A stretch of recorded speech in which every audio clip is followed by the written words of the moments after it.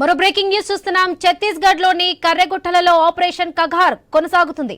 Supreme commander Hidma target గా search operation సాగుతుంది. భద్రతా దళాలకు మావోయిస్టులకు మధ్య ఎదురు కాల్పులు కొనసాగుతున్నాయి. ఎన్కౌంటర్ లో 5 మావోయిస్టులు మరణించారు. మృతుల సంఖ్య మరింత పెరిగే అవకాశం ఉంది. ఇదే విషయానికి సంబంధించి పూర్తి అప్డేట్స్ మా ప్రతినిధి నవీన్ అందిస్తారు. నవీన్. వరలక్ష్మి, మనం చూడొచ్చు కర్రెగుట్టల దగ్గర దాదాపుగా 3 రోజుల నుంచి కూడా భారీ ఎత్తున ఆపరేషన్ కంగారు కొనసాగుతున్న పరిస్థితి మనకు కనపడుతుంది. దాదాపుగా వేల సంఖ్యలో కూడా భద్రతా బలగాలు కర్రెగుట్టల మొత్తం కూడా మకామేశారు.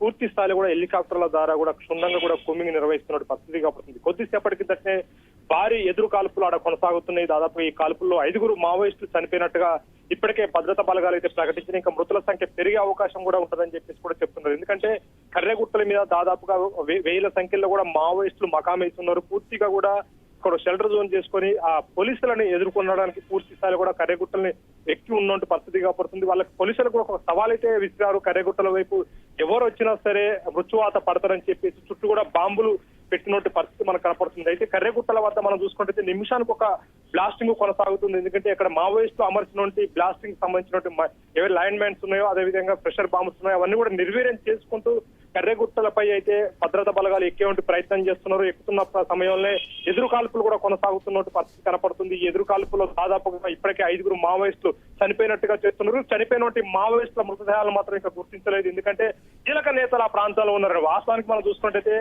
కర్రెగుట్టల మీద హిట్మా ఆర్మీ ఉంది. హిట్మా PLGA కంపెనీ 1 కి కమాండర్ గా వహిస్తున్నాడు. PLGA వారు PLGA 1 కి కమాండర్ గా వహిస్తున్నాడు. కాబట్టి దాదాపుగా వాళ్ళు ఒక 1000 మంది దాకా హిట్మాకు సంబంధించినటువంటి బ్యాచ్ ఉంటుంది. అయితే దాదాపుగా కర్రెగుట్టలపై కీలక నేతలందరినీ కూడా సేఫ్ జోన్ గా అక్కడ పెట్టినట్టుగా తెలుస్తుంది. ఈ నేపథ్యంలోనే భద్రతా బలగాలు మొత్తం కూడా కర్రెగుట్టల్లో అయితే చుట్టుముట్టినటువంటి పరిస్థితి మనం చూడొచ్చు. ప్రస్తుతానికైతే ఒక టెన్షన్ వాతావరణం ఉంది. మనం చూసుకోవచ్చు 3 రోజుల నుంచి కూడా పూర్తి స్థాయిలో కూడా భద్రతా బలగాలకు కావాల్సినటువంటి ఆహార పదార్థాలు కూడా పూర్తిగా హెలికాప్టర్ల దారిలో అందిస్తున్నటువంటి పరిస్థితి మనం చూడొచ్చు. ఎందుకంటే కనీసం వాళ్ళు నడుచుకుంటూ పోవడమే చాలా ఇబ్బందికరమైనటువంటి ప్రాంతం కర్రెగుట్టలు అనేది. వాళ్ళకి కావాల్సినటువంటి డ్రింకింగ్ వాటర్ కానీ వాళ్ళకి తినడానికి తినుబండారాలు కూడా జవాన్లకు మొత్తం కూడా ఆర్మీ హెలికాప్టర్లనే తరలిస్తున్నట్టు పరిస్థితి మనం చూడొచ్చు. రోజు కూడా ఆర్మీ హెలికాప్టర్లు మనకు తరలిస్తున్నారు. ఆపరేషన్ డే అండ్ నైట్ కూడా కొనసాగుతున్నట్టు పరిస్థితి ఇక్కడ కనపడుతుంది. ఏదైనా టెన్షన్ వాతావరణం అయితే కర్రెగుట్టల చుట్టూ అయితే అలుముకున్నట్టు పరిస్థితి మనం చూడొచ్చు. ఆ చుట్టూ ఉన్నట్టు గ్రామ ప్రజలను కూడా ఆ గ్రామాలను కూడా ఖాళీ చేపిస్తున్నారు. ఎందుకంటే పూర్తిగా కూడా ఎవరు కూడా బయటికి రావద్దు, లోనకి వెళ్ళొద్దు అని చెప్పేసి కూడా వాళ్ళని కూడా బయటికి పంపించే ప్రయత్నం కూడా చేస్తున్నట్టు పరిస్థితి కనపడుతుంది. ఒక పక్క శాంతి చర్చలని చెప్పేసి